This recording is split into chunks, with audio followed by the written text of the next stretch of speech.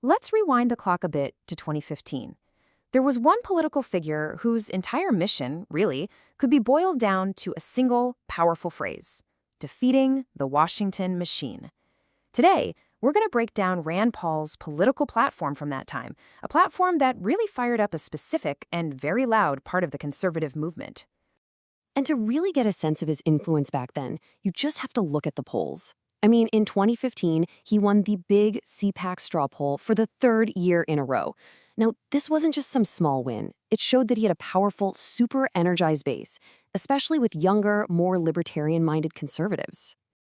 His entire platform really comes down to this one idea. Defeating the Washington machine wasn't just a catchy slogan for him, it was the whole story. It set up a very specific villain, and then it offered a very specific set of solutions to fight it. So let's start with part one of the problem he was trying to solve: the massive economic weight of big government. This was absolutely a cornerstone of his message. According to Paul, the number one economic threat, the thing he said he heard about from people over and over again, was the national debt. He didn't just see it as a line item, he framed it as this out-of-control crisis that Washington was just completely ignoring. And to really hammer home how urgent this was, he would use this just mind-boggling figure. He'd say the country was borrowing $1 million every single minute. I mean, look, whether you agree with the politics or not, a number like that is designed to make you sit up and pay attention. It defines the scale of the problem in a really visceral way. But it wasn't just the debt. Another major part of the economic problem, in his view, was the tax code itself. He called it burdensome, basically painting a picture of something that was choking economic growth and making life way too complicated for everyday people and businesses. And the last piece of this economic puzzle he focused on was the Federal Reserve. His platform's argument was pretty straightforward. The Fed was created by Congress, but it operated in the shadows without enough accountability. This lack of transparency was presented as a huge fundamental flaw in our economic system. Okay, so if those were the big problems, what were the solutions? Well, his platform laid out a very clear plan he called economic freedom, and it was designed to tackle each of those issues head on. This really lays out his whole approach perfectly, right? For every problem, he had a direct solution. To fight the debt? Pass a constitutional amendment forcing a balanced budget. To fix that messy tax code? Simple. Cut taxes for everybody. And to deal with the secretive Federal Reserve, let's do a full audit and drag its operations into the daylight. But see, this Washington machine wasn't just an economic issue for Paul. The second major battlefront was what he saw as the slow-motion destruction of the Constitution and our individual liberties. He argued that the government had ballooned far, far beyond anything the founders ever intended.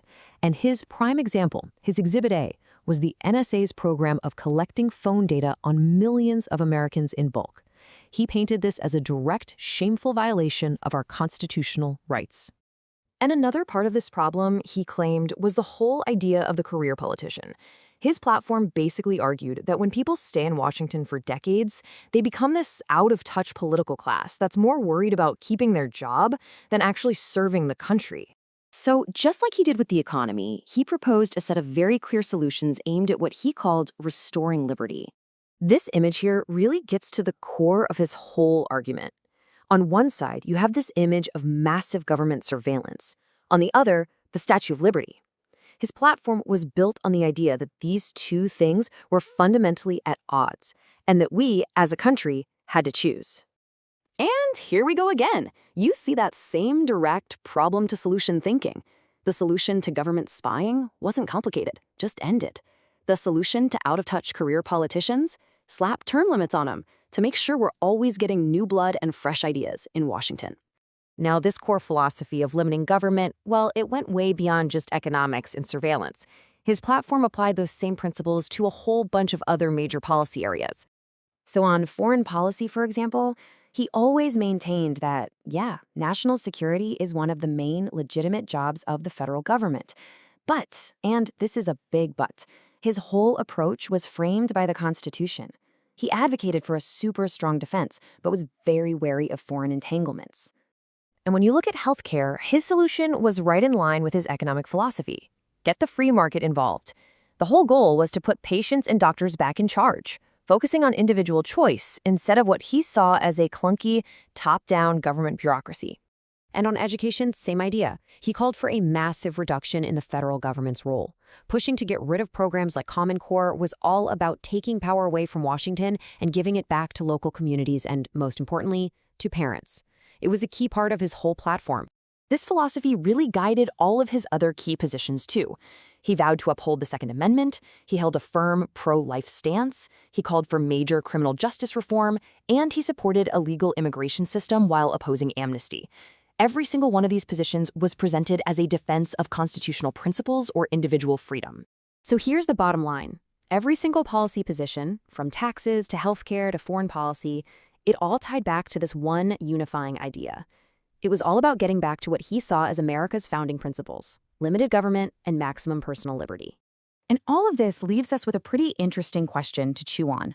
When you look back at the energy behind this platform in 2015, what does it really tell us about the shifting sands within American conservatism and this ongoing debate over what that word even means anymore?